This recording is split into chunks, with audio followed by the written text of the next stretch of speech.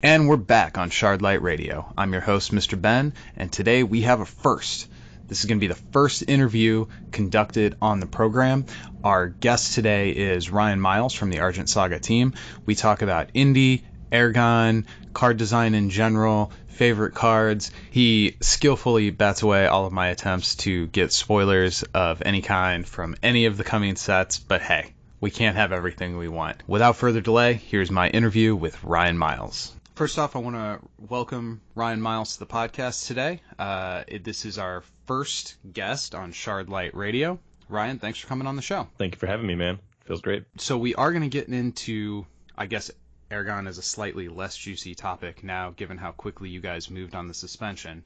But first, I'd like to do a little bit of conversation on your background. So what is your background in gaming in general?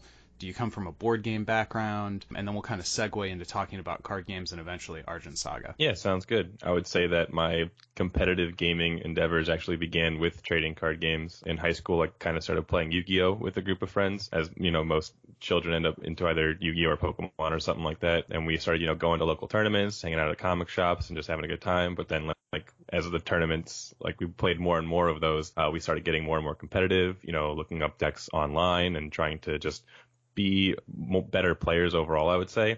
And then when we started going to even bigger tournaments, like the actual championships and stuff, it sort of turned into an addiction, I just wanted to go to every tournament. I wanted to try and win. I wanted to try and get better. And then after Yu-Gi-Oh! Kind of ran its course in my life, I started playing esports as well. So video games and stuff. I got pretty big into League of Legends, and it just kind of made me realize that I'm a very, very competitive person. So after League of Legends, it turned into Force of Will. And after Force of Will, I realized that I've been playing card games and video games for almost 10 years now at a very high level, and I want to start making my own. So I, applied for ARG, and now I'm helping make Argent Saga with the skills I think I've picked up along the way. Did your video game, card game passions ever overlap?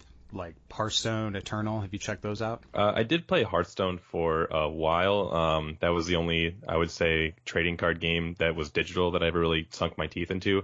I really like the feel of having cards in my hand. It's just a personal thing. I really enjoy the kind of environment that a physical trading card game has that you don't get out of a digital trading card game. And yeah, Hearthstone, the grind and the ladder just felt very unfun. When you go to a tournament for a trading card game, there's preparation that goes into it, and then you've got that one shot, that one moment to really put it all on the table. But with Hearthstone, it was almost like a full-time job trying to play that game competitively, where you're trying to climb a ladder. You're trying to get up every single game you play. You play hundreds and hundreds of games, and all of them matter, instead of just a preparation that ends up at a tournament, which I just think is more my style. So I never really got too much into the digital card game world, I would say. Sure, that's fair. I agree with you. I like the smell of books. I like the feel of cards in my hand. That's actually one of the things that I love so much about Argent Saga is that the cards feel so chunky in your hand. Yes. Makes other games feel like tissue paper. When we first got the card stock, I was like, everyone's saying these are kind of thick, and I'm not really seeing it. They feel normal to me.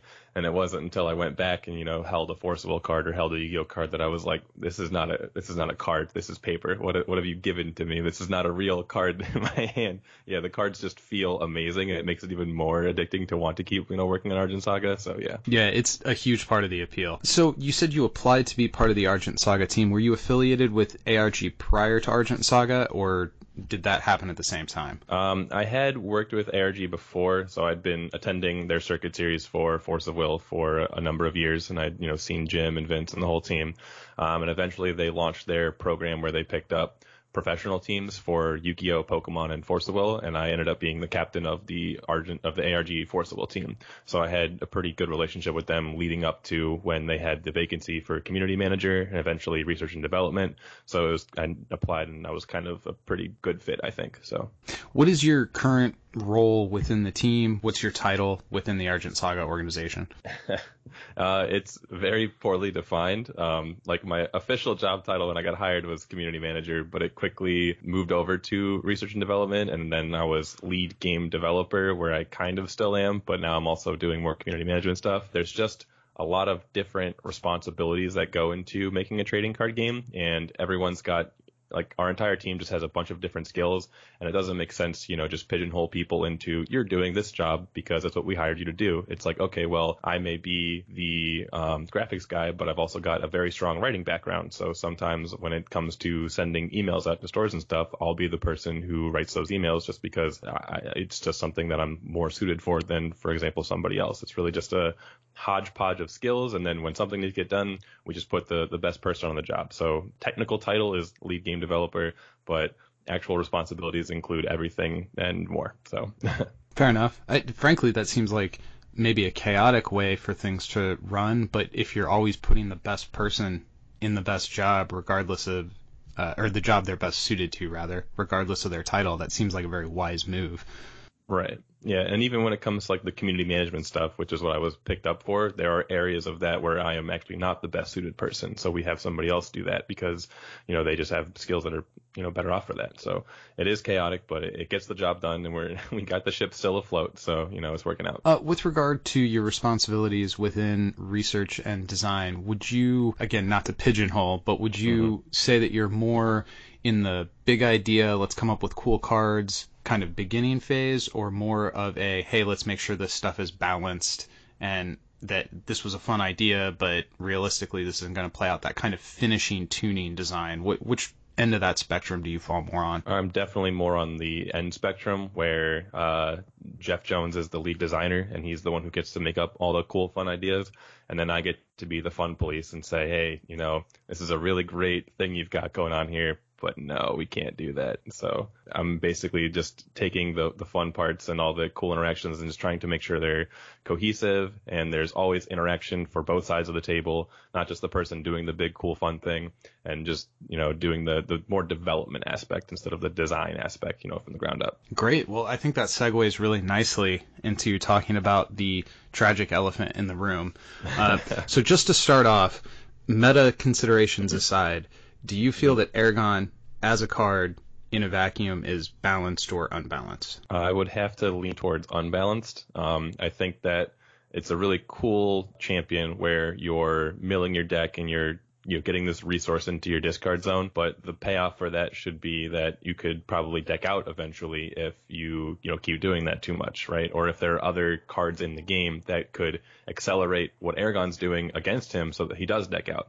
Well, there's nothing in the game currently that mills your opponent, so you can't deck him out like that. Not only that, but he has a built-in mechanic where he actually can't deck out because he will just put cards back on top of his deck so it doesn't happen. And in the current, so in a vacuum, he's unbalanced, but also in the current game, he's unbalanced because he just doesn't have any counterplay. Do you think that there are elements within the current metagame that make the problematic things that he's doing worse, or that he's kind of the culprit? The problem that exists is kind of all on his shoulders? I think that he just happens to be the most consistent champion because of what he does. So I think that there are powerful things that other decks can do that will beat Aragon. And we actually saw in the regionals on Sunday at this past event, the finals was actually a Hoennemir. All the Aragons had fallen off by the time they got to the finals. When you are looking at a major event and you're trying to have the best chances of winning, you want to play the most consistent deck because you have to personally get through, 12 rounds of play. So I think that is the biggest thing he actually brings to the table, not necessarily just the unbalanced stuff, just the fact that he's doing what he wants to do more often than what anyone else is doing. Sure. Even if Aragon's mechanics as a card are not doing necessarily broken things, to the outside eye, it appears that he encourages play patterns that break fundamental components of the game. You already mentioned how he has a built-in way to essentially nullify ever being decked out. Right. And it drives the games into this longer... Is it the play pattern that is more of a concern for the team, or is it the actual unbalance that is the card itself? At this point in time, and what was a primary motivation for the suspension, it was the play pattern. I mean, there are a lot more complicated things that go into it as you increase the card pool, but for right now, it's just a matter of the way that people are playing the game is not only difficult to deal with, it's frustrating to deal with, it's not fun to watch, it's not a fun experience, right? So on top of being just inherently unbalanced in the current game, we want people to have a good experience playing, and the the way that Aragon wants you to play the game at an optimal level is just not fun for anyone, not even really the person playing it, I would say. All the Aragon players going into an Aragon mirror was like, not even an Aragon mirror, just like Aragon into any control matchup or anything. It's just like, this does not feel fun. So when the best way to play the game is not a fun way to play the game, then I think we've definitely missed the ball in some respects. So we know that we have better things to make Aragon interactive coming out in set 2, and that's why we've decided to, take him out for now and then bring him back in later. So given that we've kind of established that he does have some balance issues as a card, but the suspension is temporary, are the answers that are coming in set 2 things that were planned all along in terms of Aragon was designed with whatever checks are potentially coming out in that set in mind, or are there being things added or changed in set 2 in response to how dominant Aragon has been in these first few events? So the way that Aragon and the other box topper champions were actually designed was that they were designed to be champions that came out actually for set 2. But, sometimes things get shaken up internally. For example, we had our intro decks ready to go. We're very well in advance, and then we pushed up our timeline, produced the alpha decks so that we could, get the product in people's hands early. So we have our intro decks, but we make an alpha product. We roll it out in July instead of in August 1st, which is our official release date, right? So the box topper champions for set 1 were originally planned and designed around coming out in set 2, but then it was like, actually, we kind of want people to have a bit more choices when it comes to deck building, and we don't think there's anything too bad that is going to impact the meta. We were wrong. Obviously, Aragon is kind of just a little bit too much for set 1 meta. So we did push up all the box topper champions to be released with set 1, even though they were designed for set 2. And that's where Aragon kind of got ahead of his checks and balances and just kind of ran away with the format. Like, we knew that he would probably be very good, but there were some specific interactions that we did overlook. That does happen. The designers here are human. So, I'm not afraid to admit that we kind of overlooked a couple things, and he ended up being a bit more impressive than we wanted him to be. So we're comfortable taking him off the table until the checks and balances we did have originally planned for him will be back in the game. What kind of checks and balances can we expect to see in set 2? Just some more interaction with what Aragon wants to be doing, and that's kind of where I'll leave it. Okay. Maybe like expel the discard zone of your opponent, that kind of thing?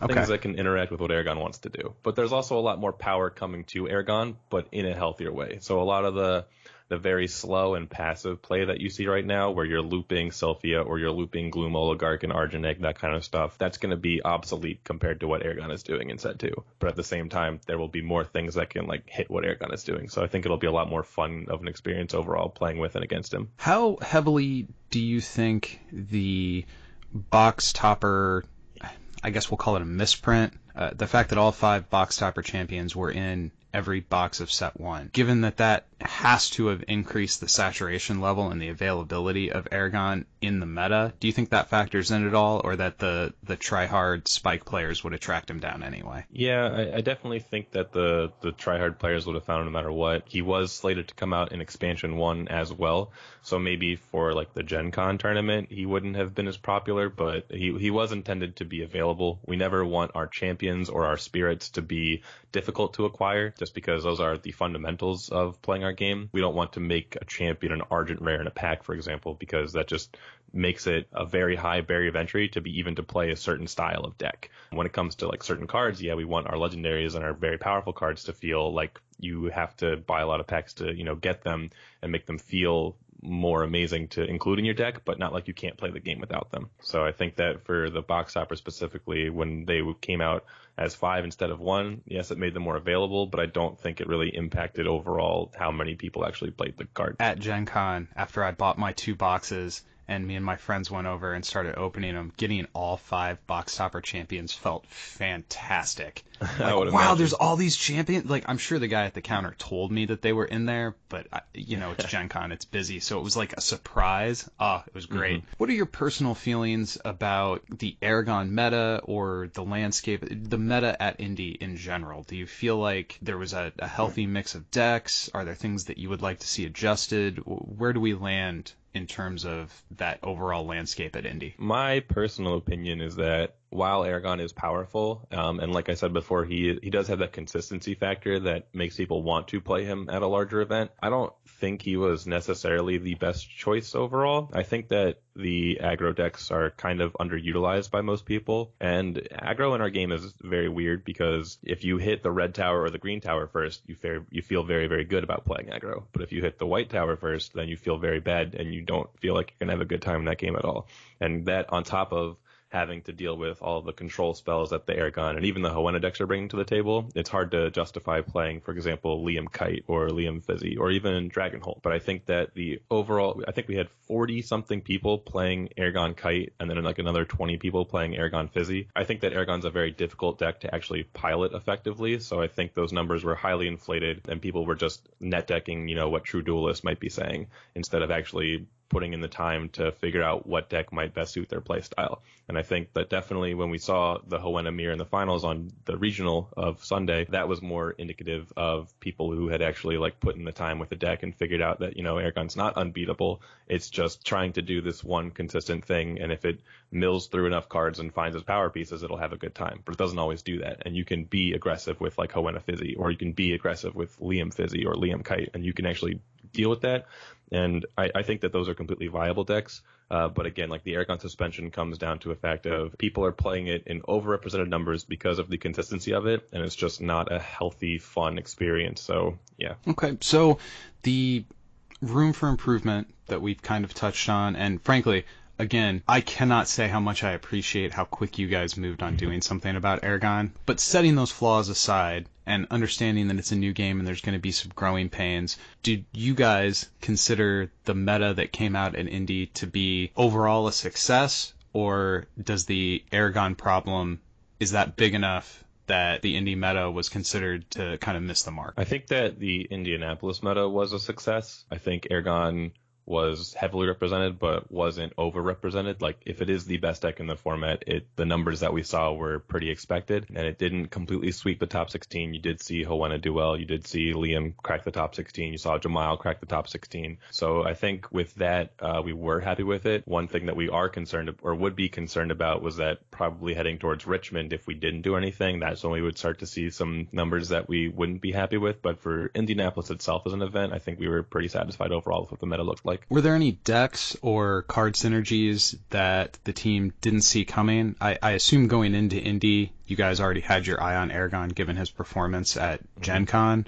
Was there anything that took you by surprise in the Indianapolis metagame? Yeah, I would say we kind of slept on Gloom Oligarch a little bit. Like we knew that the Aragon interaction with legendaries was particularly powerful because you get to see your legendaries more often, because you get to, like, normally a deck only plays one legendary, so you have to just hope you draw into it. But because Aragon is almost effectively drawing 3 cards a turn because it's putting them into their graveyard, and then you can like pull them back when you need them and then use them forever.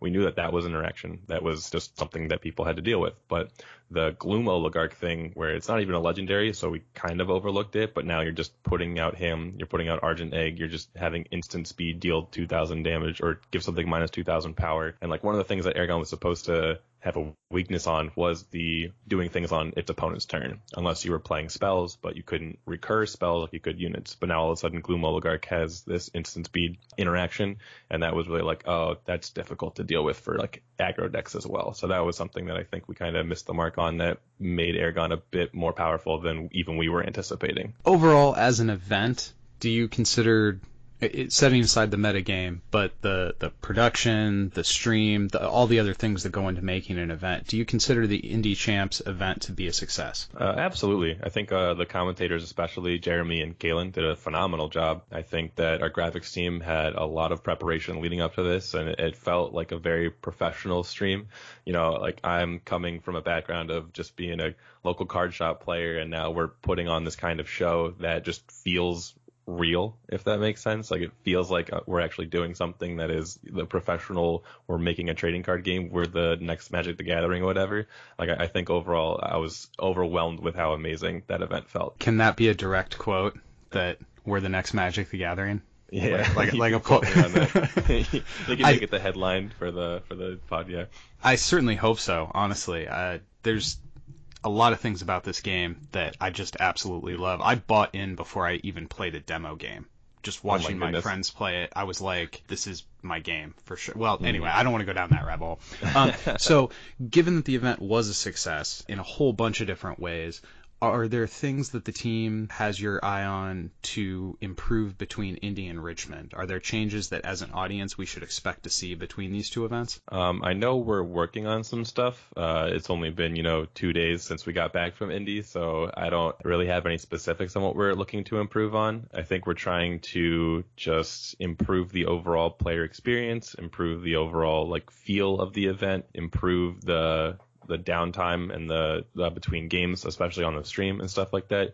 Nothing really too specific because we still haven't really had a meeting digesting the event because we've been unpacking and working on the expansion spoilers and stuff like that. But we are just constantly trying to improve and make things better for sure. As a viewer, I really, really liked the cards that you guys put in during downtime, specifically the ones that talked about the way the cards were before, past versions of the cards that didn't make the final cut. Yeah. Admittedly, I'm kind of a 1% in terms of my obsession with these card games. Not everybody's running out and doing a podcast. So I don't know that appeals to a wide audience, but to me, I thought that was one of the coolest things about the downtime packages was that history of the card kind of stuff. Cool, yeah. We'll probably do some more of that then for sure. So let's kind of shift back to talking about the meta. Given the overall diversity at Indy, I think only one champion wasn't featured at all, although a few of them were featured very small numbers. What would be the team's goals in terms of, I guess I have three different facets to this question. What are healthy meta diversity numbers for champions, for spirits, and for faction? Or put another way, does the team even look at meta diversity broken down along those three metrics? I would say we don't look at it too intensely. We do want every champion to feel like you're able to play it at an event, but maybe not at every event, if that makes sense. So at this event, right, I think Rain was the champion that wasn't represented. That doesn't mean that we think Rain is not a good champion or we're looking to, see what we can do to help him out. It's just a matter of maybe it's not his time yet. And as we see, Howena is very popular right now. In the future, just the way that when you add more cards to the card pool, you'll see those numbers fluctuate up and down. So we don't really mind that nobody played Rain at this event, but if nobody plays Rain for a 6-month period, that's when we're like, okay, we've definitely missed the ball somewhere. And right now, yeah, Aragon's super represented, but also I think Howena, like I said, was the second most represented. So if Howena is the second most represented at the next 6 months worth of events, that's when we're like, okay, we need to look at this and maybe tune it down a bit because people are playing her too much for some reason. We're not having a healthy cycle of champions coming in and out, having the meta shift just to keep things fresh. That's kind of more where we're focused. But yeah, so for one event, it's hard to say that we really feel like we've hit the mark or missed the mark on any of that so far. I like the use of the term cycle there. As a goal, does the design team look at, okay, we know that this set is going to be strong with this type of strategy, and that's fine. This is going to be a control meta for a while, but then the next set will be an aggressive meta. Does having that kind of cyclical relationship between the archetypes, is that the target, or would you rather see a metagame that has viable decks within all the different archetypes? I guess, hold on. Just for anybody who's not clear, the archetypes I'm referring to, aggro for very aggressive decks, mid-range for play a 2-drop on turn 2, 3-drop on turn 3, and then control decks are the decks that go very long, in case anybody wasn't up to speed on those terms. All right, continue. Sorry about that. No worries. So I'm a big believer. One of the things I used to play a lot of was actually Super Smash Brothers Melee, which is the longest running esport that hasn't had a patch, basically. So and that's had a lot of different meta games over its lifetime. So while we are going to be introducing new cards, new elements to our game over time, I also think that if you just leave a metagame without adding anything into it over a long enough period of time, it will adapt on its own to actually hit those cycles by itself. So while we are keeping an eye on, okay, right now control is pretty powerful, this was expected. We knew that no matter what champion people were playing or what, for example, Aragon ended up being pretty dominant, but we just knew that the darkness cards were a little bit more statically powerful than, for example, the fire cards. So we knew that the set 1 meta was going to probably focus more towards control. And then we actually had Raging Shard Beast was designed and tested in set 2, but then we said, you know what, we want to shake up the control meta a little bit. So we'll give aggro decks the Shard Beast tool in expansion 1 just to try and give them a little bit more of an edge and have people start experimenting with aggro, even though Darkness is still going to have Omega Magic Yami, Poisonous Strike, Debilitating Miasma for a couple, more months before the aggressive decks get even more of their tools in set 2. So we are keeping an eye on things, making our own internal predictions about what we think the meta will look like, and then just kind of nudging people to say, hey, we know you're in a control meta, we know you want to play aggro, so here's some help with doing that, but also we want to see things evolve in their own natural life cycle. So if everyone's playing a control deck, the control decks have to start getting greedier and greedier to beat other control decks, and that's when aggro is just like ready to come right in and just beat them out. So it's a little bit of a mix of just keeping an eye on things and making our own predictions, but also just help letting people make their own adjustments to the metagame by themselves. I see a few things that are sort of fundamental to the game that are working against aggro. In other games, a couple of the main lines of play that aggro decks have utilized is all your eggs in one basket strategy, where you have a unit that you pump up at a faster rate than your opponent's answers until eventually you just run away with the game, or going wide on the board. And given the way Argent Saga is designed, you can't go that wide, and you can't have one unit that just hits for a kill all in one turn because of the tower mechanics.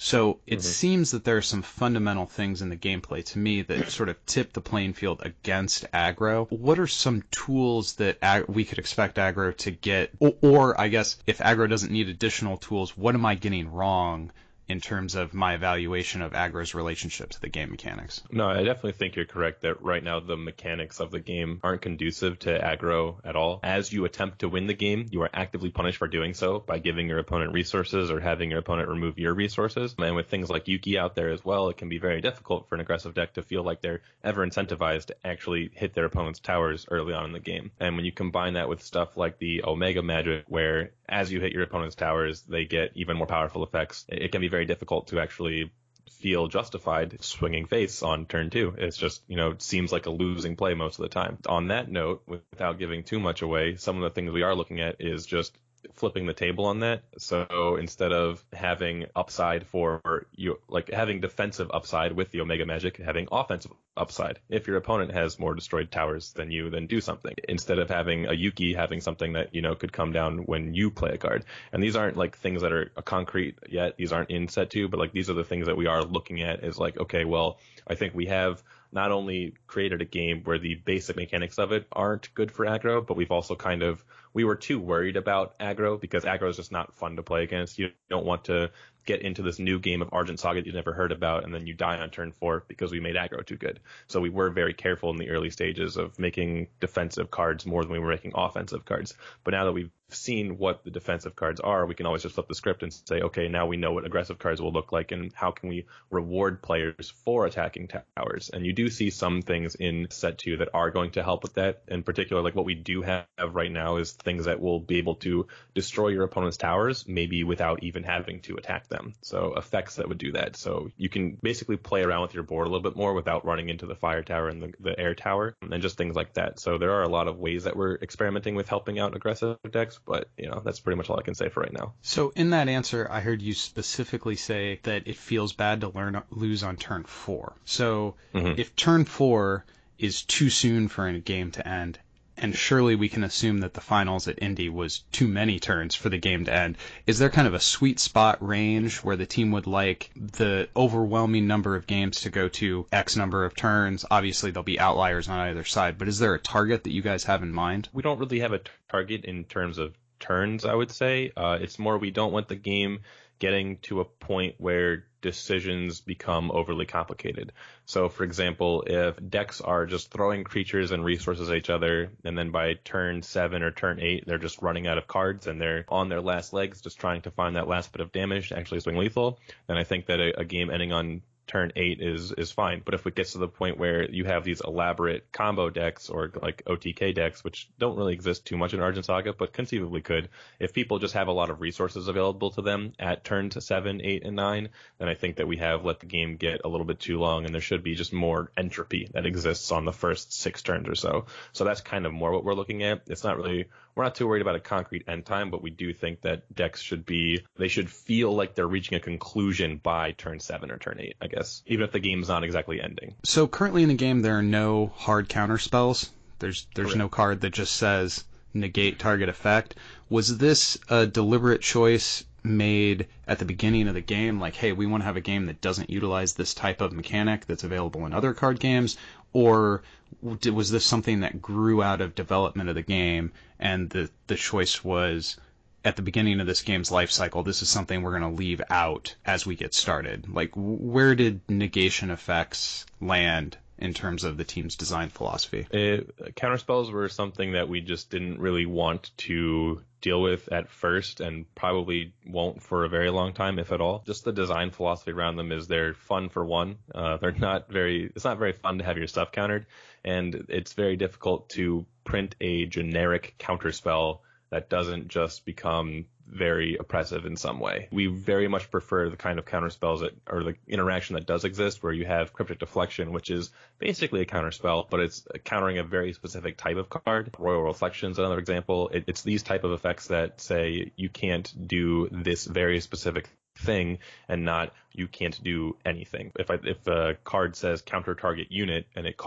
even if it costs 4, still, like, you cannot play something like Leviathan, because then you're just paying 7, and then I'm dealing with it for 4, and then it just doesn't get anything done, and it feels pretty bad. And then the fact that I'm just holding open the 4 all the time, even if you're not playing your Leviathan, if you play something else and then I counter that, then you've already wasted your turn. You can't play your Leviathan, and then on my next turn I get to do my proactive thing, and I've already stalled your turn. It's just, from a design perspective, it's not very interesting, on top of not being fun for the person who gets all their stuff countered. And it's seen pretty unhealthy play patterns in, I think, most games. So that's just kind of where we're at. We don't really think it's going to add anything to our game, so why bother? There's nothing more annoying than the smug look on a dude's face after he plays counterspell on something that was really expensive.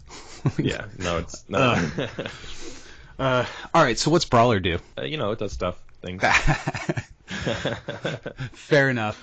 Kind of covers the more serious questions that I wanted to ask. Here at the end, I just kind of want to hit a few for fun questions. Sure. If you had to choose one, and you had to choose between the hardcore, try-hard players, the spikes, or the kitchen table casual crowd, which direction do you tend to lean? Obviously, there's going to be cases where you have to go one way or the other, but in general, if those are two separate camps, which camp are you trying to make happy? I know that as a whole, our entire team is definitely trying to make sure that the kitchen table crowd is giving the thumbs up on our game. They're having a good time. They're having a super fun experience, no matter what decks they're playing. But for me personally, I'm very competitive. I love looking at what the top 1% of players are coming up with, and I want to make sure that they're having not only a good experience, but they're also challenged. Because one of my favorite parts of any card game I've played is not even just the competitive part of it, but like the deck building part of it. I want to have so many different, very powerful options that I don't actually know what the best deck in the format is. And that's the crowd that I personally, as a developer, want to cater to and make sure that they're struggling to break the game. But overall, you need to appeal to the masses, because not everyone's going to be as competitive, be able to identify what even a broken card would look like. So I think that overall, kitchen table, but me personally, I'm trying to make sure that the competitive players are having an interesting challenge on their hands. And it's kind of a trap question. I mean, you need both. For the game to survive, you have to have both. But I like seeing where someone's loyalties lie. So what's your favorite card in the game currently? Ooh, man, that's a tough one. I would have to say that my favorite card in the game currently is Poisonous Strike. It's the 3 cost, give an attacking or blocking unit minus 2,000 power, and then your opponent also discards a card. And that's just like the epitome of a removal spell, right? You get to make something weaker, you probably kill it half the time, and then they also discard. I just like discarding my opponent's hand. That's my counter spell.